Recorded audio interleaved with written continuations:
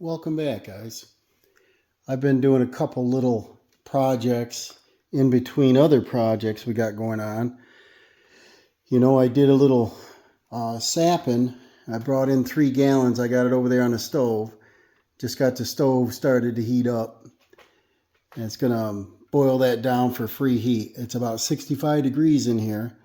And sometimes when you go to light that stove, I'm impatient, so I'll leave the draft wide open. I'll leave the door open a little bit, walk away, do some projects, come back, maybe throw a little wood on it.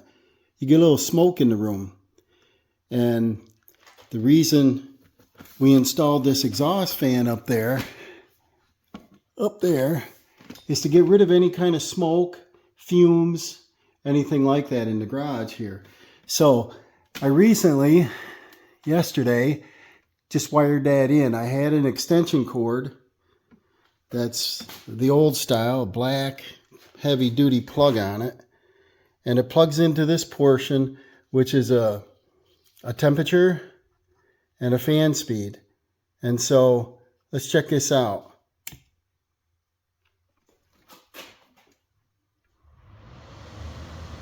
Got a little bit of delay on it. I'm going to turn the speed down.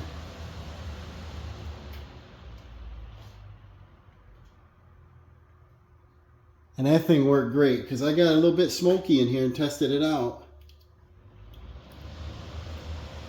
That thing cranks.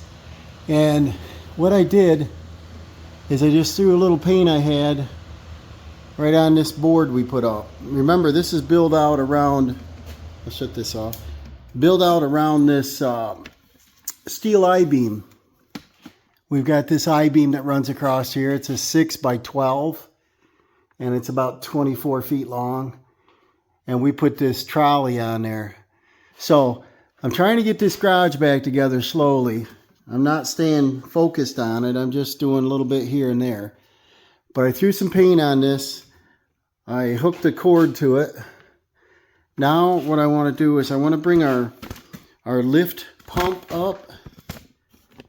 And I want to figure out how I want to hook to this. This is put on with approximately 2x2s screwed to studs with construction screws. It's on there pretty rugged. The plywood I had here is 3/8, and right behind here is our column, our steel column. I was going to weld a bracket to it, which I probably should have done. And what we could do is just take this whole pump up here and place it over the hook. I didn't do that.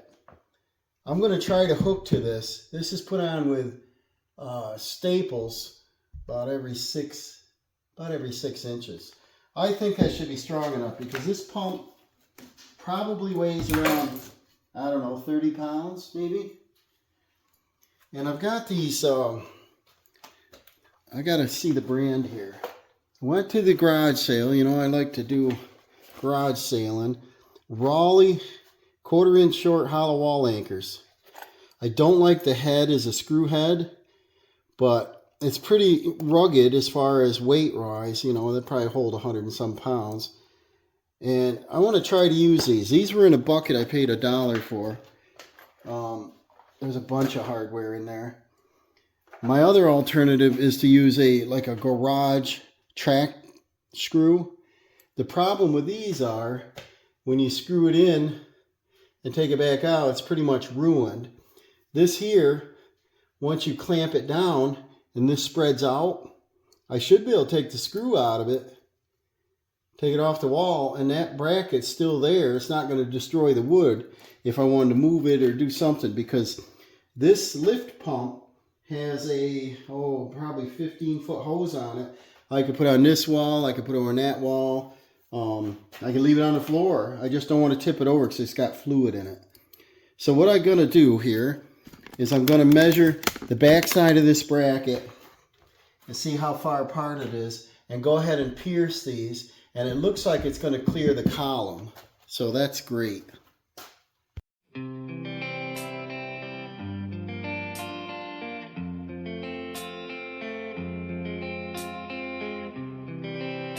So I measured the distance on these holes, and they will line up in this hole. So if I'm off just a whisker, it'll go in either the slot or this hole, which I would prefer. And then I use this trolley to raise it up, figure out the height I want. I don't want it down here in case I roll a bench or something across here. I don't want it in the way. If I pull a car in, I want it above the hood, that kind of thing, to maximize space. So let's pull this out of the way. I marked 2 holes up there in red. I'm going to start off with a 3/8. I think I drill a 1/2 inch, but I'm going to do a 3/8 because I don't want my anchor too large and have it spin out, you know. This is not a wood bit.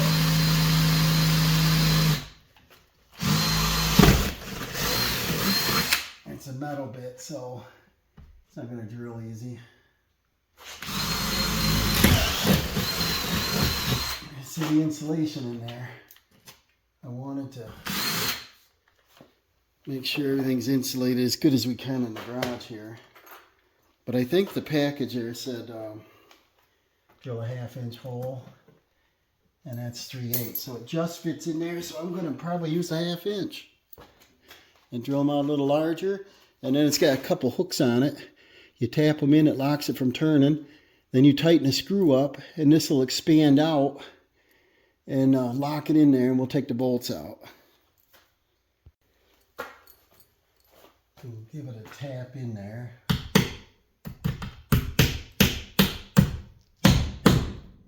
And that'll lock them little pins in.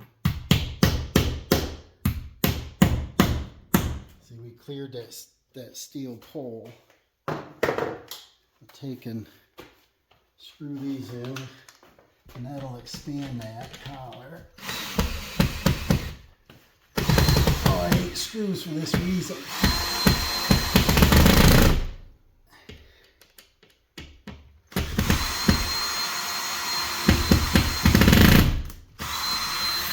And you just take the bolt out. These things ought to hold 100 pounds apiece anyway. What I might do is these are, I got to be all at 2.5 inch. So I think maybe I'll look for some 1 to 2.5 inch quarter hex head bolts and washers. Found a couple 1/4 bolts that we'll use and some flat washers. Now we'll bring this in.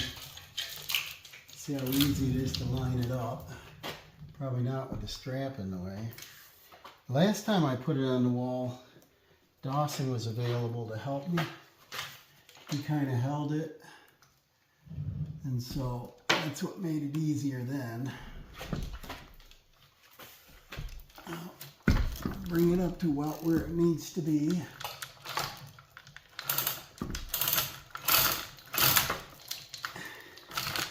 I'll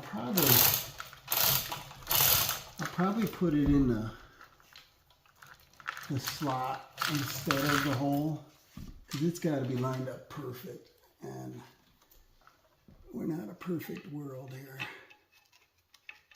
My strap's right in the way, so I got to get her lined up. I'm not going to use a little gear wrench. I'll get her started here. We'll get a gear wrench, 7/16, and tighten her up. And then that one's on. See about this side.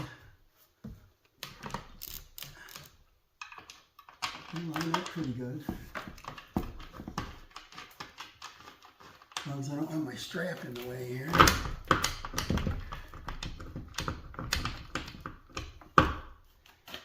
Get my wrench. Like these old gear wrenches.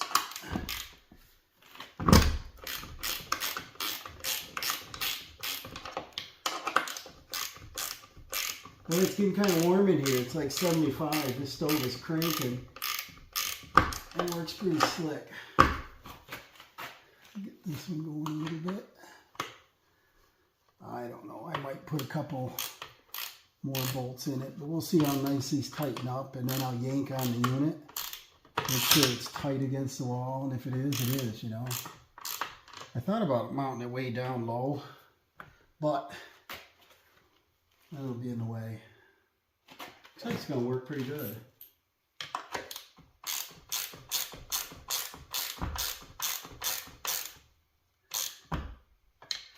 So there we go. I got to take my strap off, but I just wanted to show you those little shoulder bolts where I'm not just relying on a lag bolt. So now I gotta finish tightening that up, but I'll plug this bad boy in and make sure she still runs. It's been unplugged for quite some time, sitting on the floor during our construction project. And we don't have the breaker on, do we? Probably ought to turn the breaker on. But there we go, guys. That's our these are made by Rawls. These are old, and they're hollow wall anchors. Drill a 1/2 inch, 3/8 to 1/2 inch. So they probably hold 100 pounds a piece anyway. I'm gonna go ahead and finish tightening it up, take this down. That trolley crane works pretty slick to lift up these items. I decided to finish this video out with it actually working.